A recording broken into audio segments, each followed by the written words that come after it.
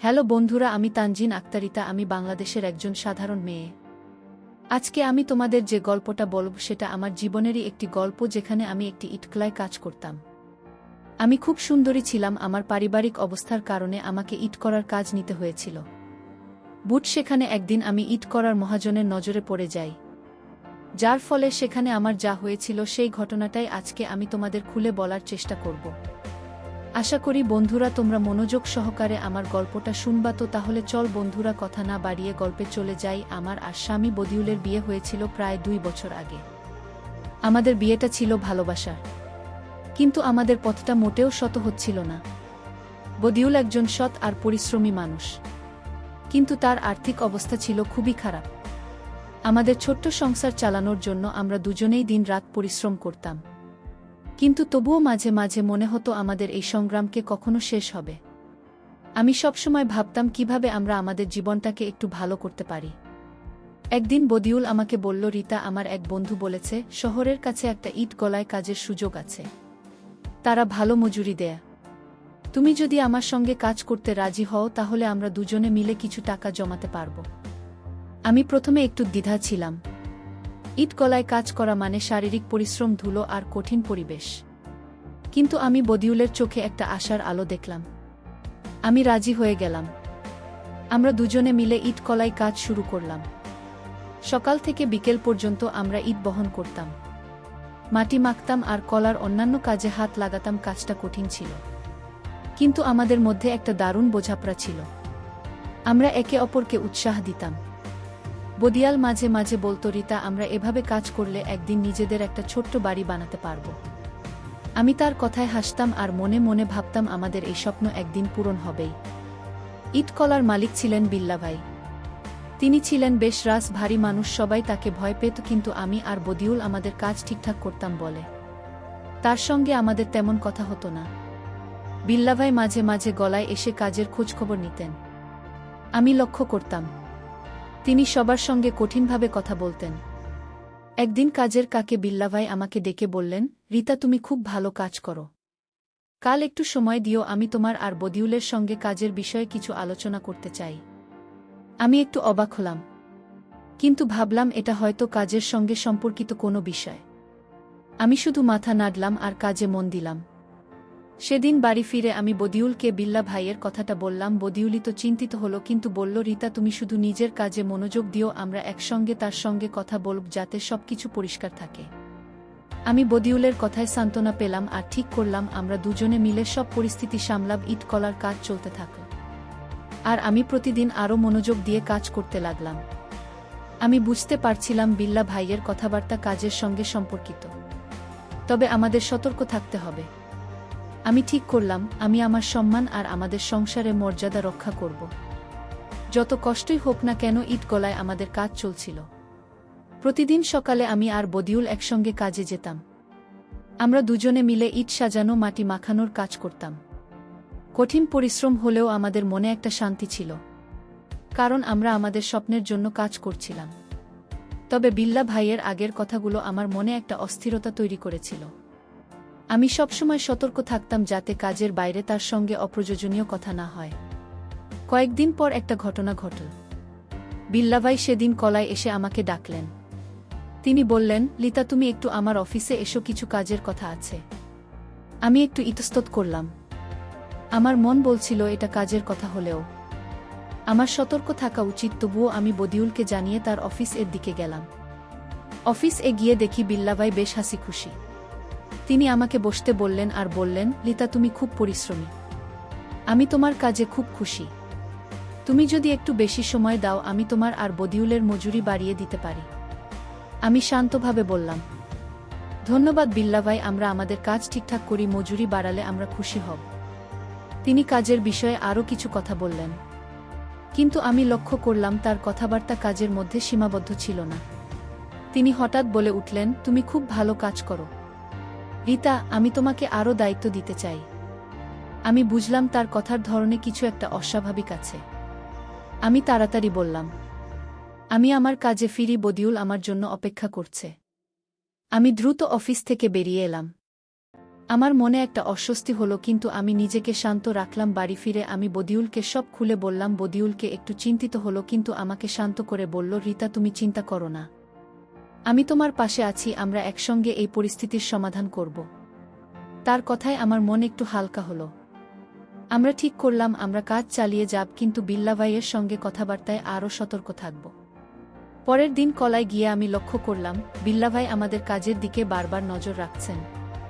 আমি ইচ্ছে করে বদিউলের কাছাকাছি থাকতাম। একটা মুহূর্তে যখন বদিউল অন্য কাজে ব্যস্ত ছিল, বিল্লা ভাই এসে আমাকে বললেন, রিতা, তুমি আমার কথা ভেবেছ? আমি তোমার জন্য আরও ভালো কাজের সুযোগ দিতে পারি। তুমি একটু সময় দাও, আমরা কথা বলি। আমি কঠিন গলায় বললাম, আমি আমার স্বামীর সঙ্গে কাজ করে সুখী, আমাদের শুধু কাজের সুযোগ দিলেই হবে। তার মুখটা একটু মলিন হয়ে গেল। তিনি চলে গেলেন। কিন্তু আমি বুঝতে পারলাম এই পরিস্থিতি এখানে শেষ হবে না।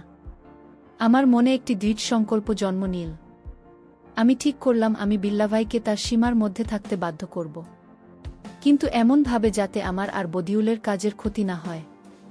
সেদিন রাতে আমি আর বদিউল অনেকক্ষণ কথা বললাম। আমরা ঠিক করলাম আমরা একটা পরিকল্পনা করব। বিল্লা ভাইকে বোঝাতে হবে যে আমরা শুধু কাজের জন্য এখানে এবং আমাদের সম্মানের সঙ্গে কোনো আপোষ করা হবে না। আমরা সিদ্ধান্ত নিলাম আমরা বুদ্ধি দিয়ে এই পরিস্থিতি সামাল দেব, রাগ বা ক্রোধের মাধ্যমে নয়। বিল্লা ভাইয়ের আচরণ আমার মনে একটা অস্বস্তি তৈরি করেছিল, কিন্তু আমি আর বদিউল ঠিক করেছিলাম আমরা হাল ছাড়ব না। আমাদের কাজটা আমাদের জন্য গুরুত্বপূর্ণ ছিল, আর আমরা চাইতাম না যে বিল্লা ভাইয়ের এমন আচরণের জন্য আমাদের স্বপ্ন ভেঙে যাক। তাই আমরা একটা পরিকল্পনা করতে শুরু করলাম।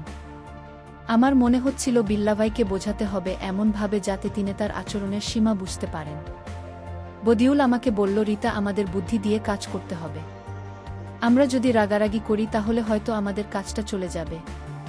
আমাদের এমন কিছু করতে হবে যাতে বিল্লা ভাই বুঝতে পারেন তার এই আচরণ ঠিক নয়। আমি তার কথায় সায় দিলাম। আমরা ঠিক করলাম আমি বিল্লা ভাইয়ের সঙ্গে কথা বলবো, কিন্তু এমনভাবে যাতে আমার সম্মান অক্ষুণ্ণ থাকে। পরের দিন ঈদ গলায় গিয়ে আমি আমার কাজে মন দিলাম। বিল্লা ভাই সেদিনও এসেছিলেন। তিনি আবার আমার কাছে এসে বললেন, রিতা, তুমি আমার কথা ভেবেছ? আমি তোমার জন্য আরও ভালো কাজের সুযোগ দিতে পারি। আমি শান্তভাবে বললাম, বিল্লা ভাই, আমি আমার স্বামীর সঙ্গে খুব সুখী। আমাদের শুধু আমাদের কাজের মজুরি দিয়ে সাহায্য করলেই আমরা কৃতজ্ঞ থাকব। আমি ইচ্ছে করেই তার কথার অতিরিক্ত অংশ এড়িয়ে গেলাম। বিল্লা ভাই একটু বিরক্ত মুখে চলে গেলেন। আমি লক্ষ্য করলাম তিনি এখন আমার কাজের দিকে বারবার নজর রাখছেন। আমি বদিউলকে বললাম, আমাদের এখনই কিছু করতে হবে, নইলে এটা আরও জটিল হয়ে যাবে। বদিউল বলল, রিতা, আমরা কলার অন্য শ্রমিকদের সঙ্গে কথা বলে দেখি, হয়তো আমরা একসঙ্গে মিলে বিল্লা ভাইকে বুঝিয়ে দিতে পারি। আমি এই পরিকল্পনা রাজি হলাম। ঈদ কলায় আমাদের সঙ্গে আরও অনেক মহিলা কাজ করতেন। আমি তাদের সঙ্গে কথা বলতে শুরু করলাম। আমি খুব সাবধানে বিল্লা ভাইয়ের অতিরিক্ত মনোযোগের কথা তুললাম, কিন্তু সরাসরি কারো নাম না নিয়ে একজন মহিলা রহিম আপা বললেন, রিতা, তুমি ঠিকই বলছো, বিল্লা ভাই আগেও কিছু শ্রমিকের প্রতি অতিরিক্ত মনোযোগ দিয়েছেন। আমরা কেউ কিছু বলিনি, কারণ আমাদের কাজ হারানোর ভয় ছিল। এটা শুনে আমার মনে আরও জোর এলো। আমরা কয়েকজন মিলে ঠিক করলাম আমরা বিল্লা ভাইকে একটা স্পষ্ট বার্তা দেব। আমরা পরিকল্পনা করলাম, যখন বিল্লা ভাই আবার আমার সঙ্গে অতিরিক্ত কথা বলার চেষ্টা করবেন, তখন আমরা সবাই একসঙ্গে তার সামনে দাঁড়াব। আমরা তাকে বুঝিয়ে দেব যে আমরা শুধু আমাদের কাজ করতে এসেছি, আর আমাদের সম্মান নিয়ে কেউ কোনো কথা বললে আমরা চুপ থাকব না। সেদিন বিকেলে বিল্লা ভাই আবার আমার কাছে এলেন। তিনি বললেন, রিতা, তুমি আমার কথা এড়িয়ে যাচ্ছ কেন? আমি তো শুধু তোমার কাজের উন্নতির কথা ভাবছি। আমি তাকে থামিয়ে বললাম, বিল্লা ভাই, আমরা এখানে শুধু কাজ করতে এসেছি, আমাদের কাজের বাইরে কোনো কথা বলবেন না। ঠিক তখনই রহিমা আপাসহ আরও কয়েকজন মহিলা এগিয়ে এলেন। তারা বললেন, আমরা সবাই একসঙ্গে আছি, আমাদের কাজটা ঠিকঠাক দিন, আমরা আর কিচ্ছু চাই না। বিল্লা ভাই একটু থতমত খেয়ে গেলেন। তিনি কিছু না বলে চলে গেলেন। আমার মনে একটা শান্তি এলো, কিন্তু আমি জানতাম এটা এখানেই শেষ নয়, আমাদের আরও সতর্ক থাকতে হবে। বিল্লা ভাই সেদিন আমাদের সবার কথা একটু থমকে গেলেন। আমি আর রহিমা আপা সহ অন্য মহিলারা একসঙ্গে দাঁড়িয়ে তাকে স্পষ্ট করে বলেছিলাম, আমরা শুধু আমাদের কাজ করতে এসেছি। তার মুখে কোনো কথা ছিল না, তিনি চুপচাপ চলে গেলেন। আমার মনে একটা জয়ের অনুভূতি হলো, কিন্তু আমি জানতাম এটা এত সহজে শেষ হবে না। বিল্লা ভাইয়ের মতো মানুষ এত সহজে হাল ছাড়ে না। পরের দিন কলায় গিয়ে আমরা দেখলাম বিল্লা ভাই এলেন না। আমরা সবাই একটু অবাক হলাম। সাধারণত তিনি প্রতিদিন কলায় এসে কাজের তদারকি করতেন। আমি বদিউলকে বললাম, এটা কি আমাদের কথার ফল নাকি তিনি অন্য কিছু ভাবছেন? বদিউল বলল, রিতা, আমাদের সতর্ক থাকতে হবে। আমরা কাজ ঠিকঠাক করব যাতে তার কাছে কোনো অভিযোগ করার সুযোগ না থাকে। কয়েকদিন কেটে গেল, বিল্লা ভাই কলায় আসতেন, কিন্তু আমার সঙ্গে আর সরাসরি কথা বলতেন না। আমি লক্ষ্য করলাম তিনি এখন আমাদের কাজের দিকে বেশি মনোযোগ দিচ্ছেন, তবে মাঝে মাঝে দূর থেকে আমাদের দিকে তাকান। আমি রহিমা আপাকে বললাম, আপা, বিল্লা ভাই যেন কিছু একটা ভাবছেন, আমাদের আরও সতর্ক থাকতে হবে। রহিমা আপা বললেন, তুমি ঠিক বলছো রিতা, আমরা সবাই মিলে একে অপরের পাশে থাকব। একদিন কাজের শেষে বিল্লা পায় হঠাৎ আমাদের সবাইকে ডেকে একটা ঘোষণা দিলেন। তিনি বললেন, তোমরা সবাই খুব ভালো কাজ করছো। আমি তোমাদের জন্য একটা ছোট্ট পুরস্কারের ব্যবস্থা করেছি। কাল বিকেলে কলার পাশে একটা ছোট্ট অনুষ্ঠান হবে, সবাই আসবে। আমরা সবাই একটু অবাক হলাম। বিল্লা ভাইয়ের এমন উদারতা আমরা আগে দেখিনি। আমার মনে একটা সন্দেহ জাগল। বদিউল কি? আমি বললাম, এটা কি তার কোনো নতুন চাল? আমার মনে হচ্ছে এর পেছনে কিছু একটা আছে। বদিউল বলল, রিতা, আমরা সবাই মিলে যাব, তুমি আমার কাছেই থাকবে। যদি কিছু হয় আমরা সবাই একসঙ্গে মোকাবিলা করব। আমি তার কথায় একটু আশ্বস্ত হলাম। আমরা ঠিক করলাম কালকের অনুষ্ঠানে আমরা সবাই একসঙ্গে থাকব, আর আমি বিশেষ করে বদিউলের কাছাকাছি থাকব। পরের দিন বিকেলে আমরা কলার পাশে একটা খোলা জায়গা জড়ো হলাম। বিল্লাভাই সেখানে এসে সবাইকে ধন্যবাদ দিলেন। তিনি বললেন, তোমরা সবাই আমার কলার জন্য অনেক কিছু করছো। আমি তোমাদের জন্য কিছু খাবারের ব্যবস্থা করেছি। আমরা সবাই খুশি হলাম, কিন্তু আমি লক্ষ্য করলাম বিল্লাভাই আমাদের কাজ নিয়ে কথা বললেও তার মনোযোগ একটু বেশি। আমাদের দিকে খাওয়ার পর তিনি আমাকে ডেকে বললেন, রিতা, তুমি একটু আমার সঙ্গে কথা বলো। আমি তোমার কাজের জন্য একটা বিশেষ পুরস্কার দিতে চাই। আমি তাকে বললাম, বিল্লাভাই, আমি আমার স্বামীর সঙ্গে এসেছি। আপনি যদি কিছু দিতে চান, আমাদের দুজনের জন্যই দিন। আমার কথায় তার মুখটা একটু শক্ত হয়ে গেল। তিনি বললেন, ঠিক আছে, আমি পরে কথা বলবো। আমি বদিউলের কাছে ফিরে গেলাম। আমার মনে হচ্ছিল বিল্লাভাই এখনও তার অতিরিক্ত মনোযোগ থেকে সরেননি। সেদিন রাতে আমি আর বদিউল ঠিক করলাম আমাদের পরিকল্পনাকে আরও শক্ত করতে হবে। আমরা রহিমা আপা আর অন্য শ্রমিকদের সঙ্গে কথা বলে ঠিক করলাম আমরা বিল্লাভাইকে একটা স্পষ্ট শিক্ষা দেব। কিন্তু কিভাবে তা নিয়ে মনে মনে ভাবছিলাম। বিল্লাভাইয়ের আচরণ আমাদের সবাইকে চিন্তায় ফেলেছিল।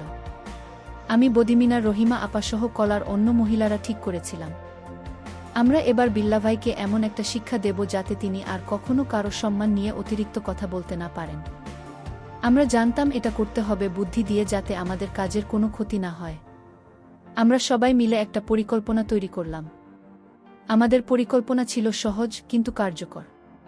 আমরা ঠিক করলাম বিল্লাভাই যখন পরের বার আমার সঙ্গে একা কথা বলতে চাইবেন, আমি তাকে এমনভাবে কথা বলবো যাতে তিনি তার উদ্দেশ্য সবার সামনে প্রকাশ করে ফেলেন। রহিমা আপার বদিউল আমার পাশে থাকবেন, আর কলার অন্য শ্রমিকরাও আমাদের সমর্থন করবে।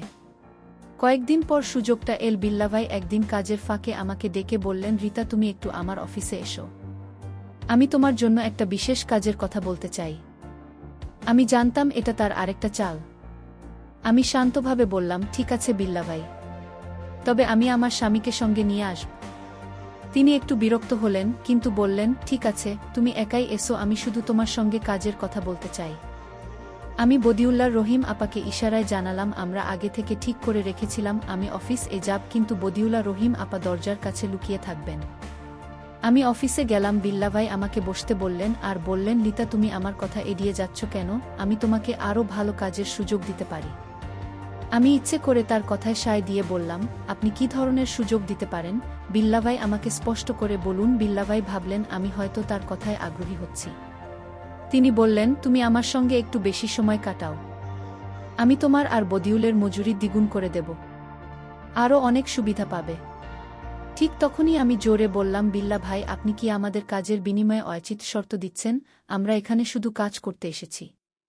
আমার কথা শুনে বদিউল্লাহ রহিম আপার দরজা খুলে ভেতরে ঢুকলেন। বিল্লাভাই থতমত খেয়ে গেলেন। রহিম আপা বললেন, বিল্লাভাই, আমরা সবাই শুনেছি আপনি এমন আচরণ আরও কতজনের সঙ্গে করেছেন। আমরা এখানে কাজ করি, আমাদের সম্মান নিয়ে কথা বলবেন না। বদি হলো শান্তভাবে বলল, আমরা আপনার গলায় কাজ করি, কিন্তু এর মানে এই নয় যে আপনি আমাদের কাজের বাইরে কোনো শর্ত দিতে পারেন। বিল্লা ভাইজের মুখ ফ্যাকাশে হয়ে গেল। আমরা আরও কয়েকজন শ্রমিককে ডেকে আনলাম। আমরা সবাই একসঙ্গে বললাম, আমরা এখানে কাজ করতে এসেছি, আমাদের সম্মানের দাম আছে। আপনি যদি এমন আচরণ চালিয়ে যান, আমরা সবাই কাজ বন্ধ করে দেব। বিল্লা ভাই বুঝতে পারলেন তিনি এবার ফাঁদে পড়েছেন। তিনি কোনো কথা না বলে চুপ করে রইলেন। সেদিন আমরা বাড়ি ফিরলাম। আমার মনে একটা শান্তি ছিল। আমরা বিল্লা ভাইকে তার ভুল বুঝিয়ে দিয়েছিলাম। কিন্তু এটা কি এখানেই শেষ? বিল্লা ভাই কি আমাদের কথা মেনে নেবেন নাকি তিনি অন্য কিছু করবেন, সেই প্রশ্নই আমার মনে বারবার ঘুরপাক খাচ্ছিল। বিল্লা ভাইয়ের মুখ ফ্যাকাশে হয়ে গিয়েছিল যখন আমরা সবাই একসঙ্গে তার সামনে দাঁড়িয়ে তাকে আমাদের কথা শুনিয়েছিলাম। আমরা স্পষ্ট করে বলেছিলাম, আমরা শুধু আমাদের কাজ করতে এসেছি, আর আমাদের সম্মান নিয়ে কেউ কোনো কথা বললে আমরা চুপ থাকব না। সেদিনের পর বিল্লা ভাই আর আমার সঙ্গে সরাসরি কথা বলার চেষ্টা করেননি। কিন্তু আমরা জানতাম এখানেই সব শেষ হয়নি। কয়েকদিন কেটে গেল, বিল্লা ভাই কলায় আসতেন, কিন্তু আমাদের সঙ্গে শুধু কাজের কথা বলতেন। আমি লক্ষ্য করলাম তিনি এখন আমাদের সবার প্রতি একটু বেশি সতর্ক। আমরা সবাই মিলে কাজ চালিয়ে যাচ্ছিলাম, আর আমাদের মধ্যে একটা নতুন ঐক্য তৈরি হয়েছিল। রহিমা আপা বললেন, লিতা, তুমি আমাদের সবার জন্য একটা বড় কাজ করেছ। আমরা এখন একসঙ্গে থাকলে কেউ আমাদের অসম্মান করার সাহস পাবে না। একদিন বিল্লা ভাই হঠাৎ আমাদের সবাইকে ডেকে বললেন, আমি তোমাদের সঙ্গে কিছু কথা বলতে চাই। আমরা সবাই একটু অবাক হলাম। আমি বুঝতে পেরেছি আমার কিছু আচরণ তোমাদের কাছে ভুল লেগেছে। এই জন্য আমি দুঃখিত। আমি চাই না আমার কলার শ্রমিকরা অসন্তুষ্ট থাকুক। আমরা সবাই চুপ করে তার কথা শুনলাম। তিনি আরও বললেন, আমি তোমাদের মজুরি একটু বাড়িয়ে দেব আর কলার পরিবেশ আরও ভালো করার চেষ্টা করব।